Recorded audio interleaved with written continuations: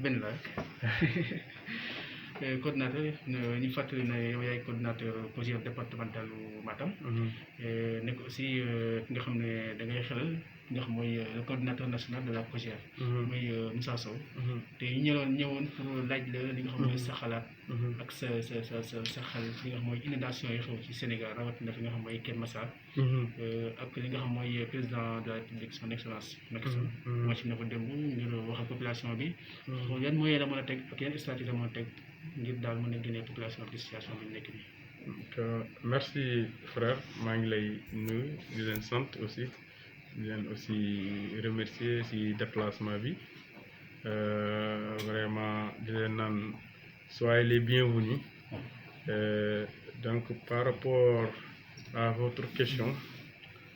sur les inondations donc comme ni mu ko waxee sànq le président de la République xaarul lii yëpp am pour mu jël ay mesures. Donc je pense que depuis mu ñëwee moom fii la fekk inondation yi pour mu ñëwee inondation yi c'était tellement compliqué surtout au niveau de la banlieue il a pris des mesures très très fortes c'est-à-dire la mise en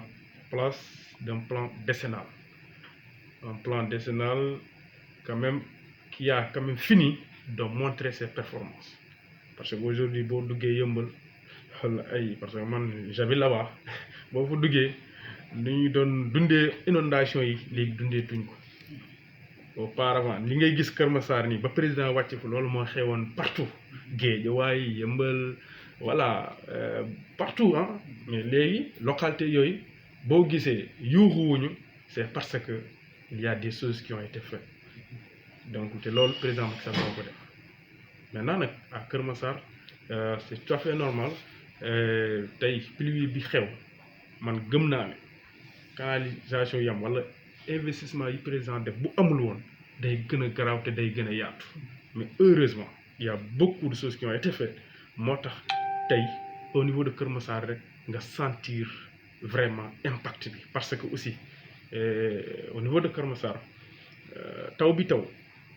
Keur Massar kese mais partout dans le Sénégal taw bi waroon taw en 3 mois ci 7 mois moom moo taw ci 2 jours donc loolu te et puis boo xoolee partout dans le monde boo demee Japon boo demee États-Unis boo demee partout lu fa xew ak lu fa yàqu moo ëpp sax lu yàqu Sénégal fii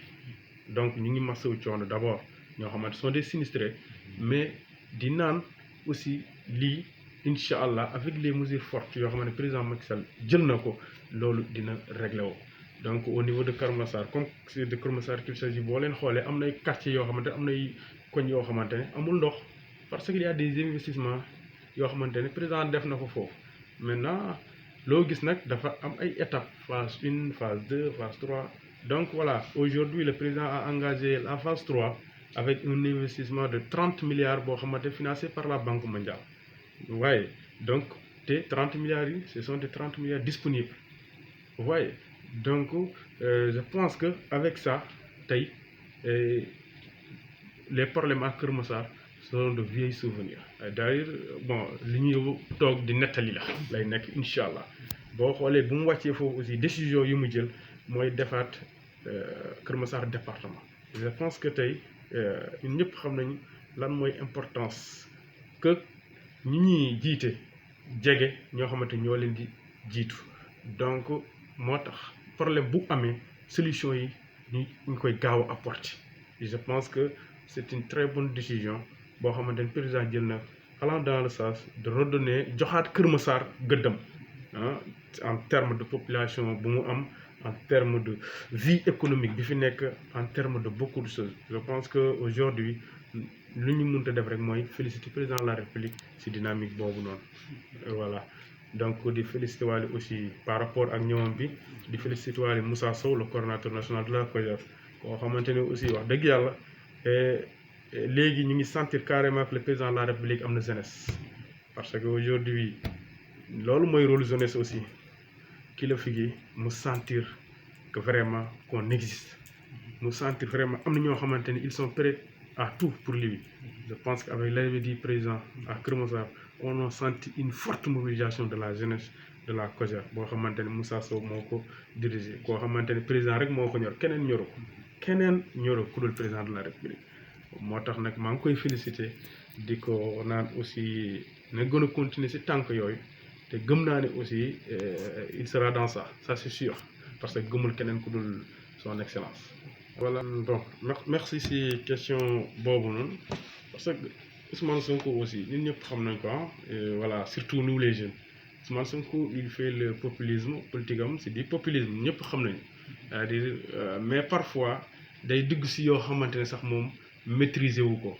man si on me dit que Ousmane Sonko c'était quelqu'un un cadre de l'administration daf may jaaxal pour plusieurs raisons par rapport ak ay sorties am un jeune même quelqu'un koo xamante ne sax vraiment xamul dara ci administration yi nu muy doxee du waxee ni Ousmane Sonko di waxee parce que tey bu waxee ne le président de la République est à l'origine des inondations loolu c'est manque de connaître vraiment certaines réalités du pays qu'on se dit la vérité mais président Macky Sall fii la fekk inondation yi au contraire président Macky Sall dafa ñëw indi ay initiative yi tax tey inondation yi léegi mën nañu wax sax mu ngi wàññee duñ naan amatul parce que mais mën na wax tey à 80% inondation yi wàññeeku na donc je pense que Ousmane Sonko bu demee bay attaquer président de la République c'est parce que amul lu mu wax ça c'est un deuxièmement koo xamante ne amul benn opposant bu xamante amul benn proposition bu fiable bu muy joxe en plus opposant boo xamante ne fan si populisme rek la dëkkee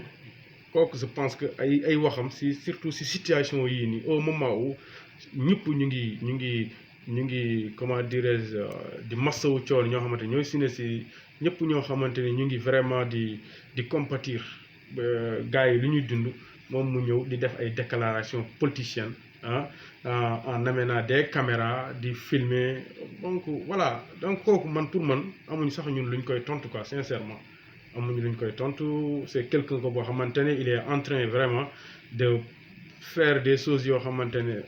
voilà qui n'honore pas le pays quoi sincèrement qui n'honore pas le pays et en l'écoutant tu sens carrément que c'est quelqu'un qui est un novice c'est un novice politique c'est un novice même administration sax bu ñu ko waxee ni daf ci am na ci yàgg tuuti man daf may xaw a jaaxal quoi sincèrement par rapport ak ay génnam ay génn yi amul benn sens la parce que ñi koy déglu ñëpp aussi man gëm naa ne ñooñu seen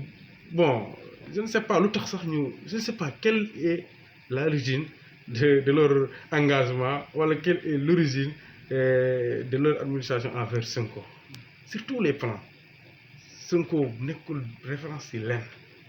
je ne sais pas pourquoi même ñenn ñi di ko topp quoi ça m'étonne sincèrement ça m'étonne mais bon c'est la vie qui est ainsi faite mais jàpp naa ni président Macky Sall lu muy def du un Sonko moo ko mën a critiquer waaw parce que lu muy def xam na ko xam na fu mu fekk pays bi lu mu xam ci pays bi Sonko xamul genn wàll gi parce que président de la République c'est quelqu'un qui connaît tellement le pays il a visité le pays plusieurs fois les coins les recoins fépp xam na lu fa xew donc un Sonko qui était là au niveau des impôts et domaines qui faisait du chantage dans le cadre de lotissement de terrain dans le cadre pour am ci alal et tout kooku tey bu taxawee di wax yenn yi moi je pense que vraiment c'est quelqu'un koo xamante ne ñun wartu ko écouter te en plus ça boo gisee tey aujourd'hui mën nañu wax ne il se retourne même contre l'opposition boo xamante ne il était censé d'être vraiment en phase avec eux travailler avec eux ay gars yi ko doon jàppale sax tey ñooñu lay dal pour wax na rek Sonko xamul fu muy teg tànkam c'est ça la réalité xamul fu muy teg tànkam te et puis loolu nit ñi dañ ko gën a xam am président la attaqué instant yi ni dafa attaqué ba xamatul lu muy attaqué parce que ay attaque sur des futilités aujourd'hui boo ko doon seetaan sax boo koy seetaan au début parce que nit ñi tamit dofuñu dañuy dem di gën a xam au début boo ko doon bu doon def live am da ngay gis ay combien de vues en ligne en direct mais keroog bu mu commencé avant muy jeexal mënoo sax compter 300 vues parce que gars yi ils sont tellement dañoo dem ba ils se sont rendu compte que cette personne là voilà c'est quelqu'un koo xamante ne day wax pour wax mais waxul pour vraiment apporter des solutions voilà donc man je pense que kooku moom wax dëgg yàlla waxam dañ ko war a xoolaat daal waaw à mon avis war a xoolaat. Merci.